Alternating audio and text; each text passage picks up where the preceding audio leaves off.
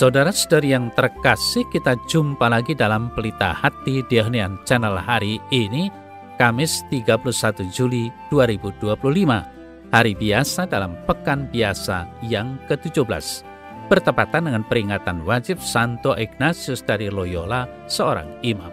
Bersama saya Romo Thomas Suratno SC dari komunitas SC Teluk Betung, Bandar Lampung, mendengar dan merenungkan sabda Tuhan, yakni firman Tuhan yang tersurat dalam Injil Matius, bab atau pasal 13, ayat 47 sampai dengan ayat 53.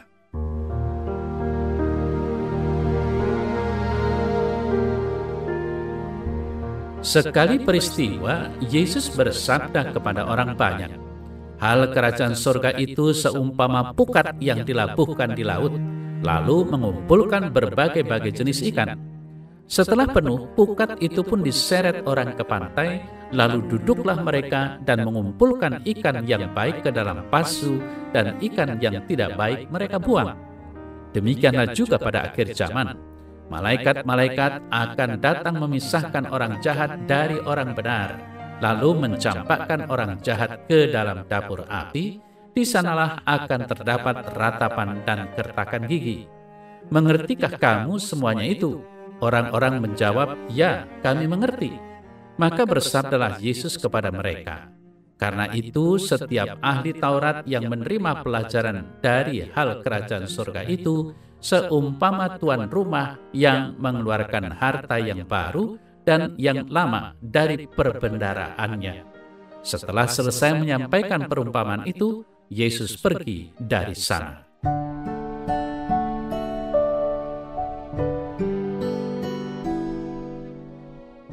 Saudara-saudari yang terkasih, akhir zaman menjadi pembicaraan berbagai agama. Ada juga peramal-peramal hari kiamat. Tetapi tidak ada yang tahu kapan saatnya. Tidak ada yang terbukti ramalannya. Dalam Injil dibicarakan keadaan akhir zaman.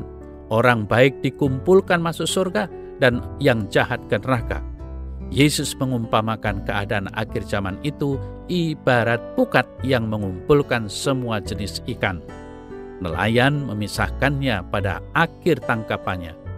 Dia memilih mana ikan yang diambil dan mana yang harus dibuang. Demikian juga pada akhir zaman. Orang baik dikumpulkan masuk surga dan orang jahat ke neraka. Saudara-saudari yang terkasih, kita tentu ingin masuk surga, bukan? Maka untuk itu kita harus menjadi orang baik, dan untuk menjadi orang baik kita harus mau dibentuk oleh Tuhan. Yeremia mengatakan, kita seperti tanah liat di tangan tukang periuk. Ketika dibentuk tukang periuk, ada periuk yang jadinya baik, tetapi ada juga yang rusak. Yang rusak perlu diperbaiki dan dibentuk lagi. Demikian juga kita. Ketika Tuhan membentuk kita, ada yang mau ikut kehendak Tuhan, tetapi ada juga yang tidak. Kebanyakan kita tidak mau ikut penuh 100% kehendak Tuhan. Maka kita ini ibarat periuk rusak. Untuk itu, kita perlu pertolongan Tuhan supaya terus-menerus membentuk hidup kita.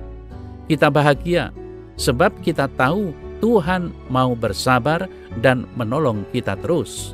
Pemazmur mengungkapkan, berbahagialah kita yang mempunyai Allah sebagai penolong.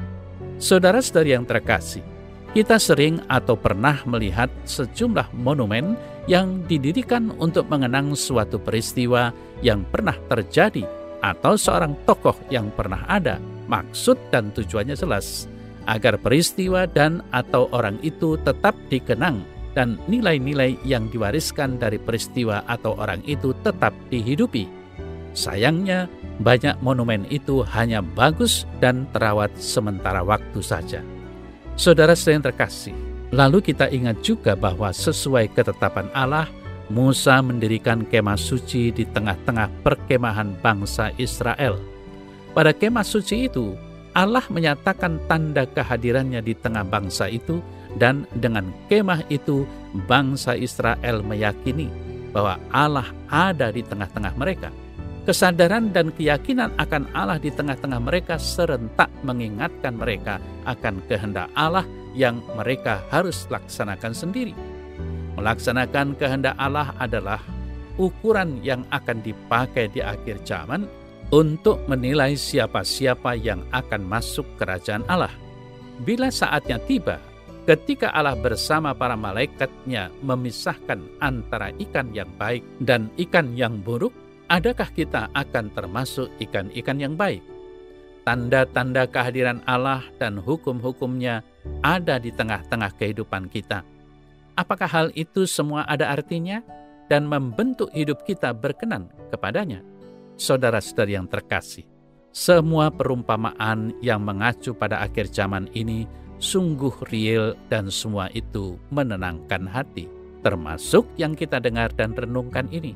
Namun kita harus berhati-hati agar tidak membiarkan pikiran tentang akhir zaman itu memenuhi diri kita dengan rasa takut yang tak perlu.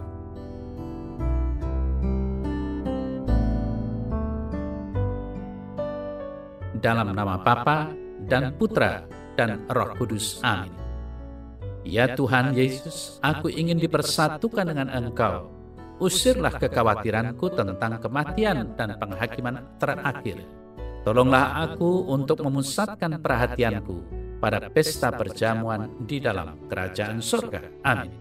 Semoga Allah yang Maha Kuasa memberkati saudara dalam nama Bapa dan Putra dan Roh Kudus. Amin.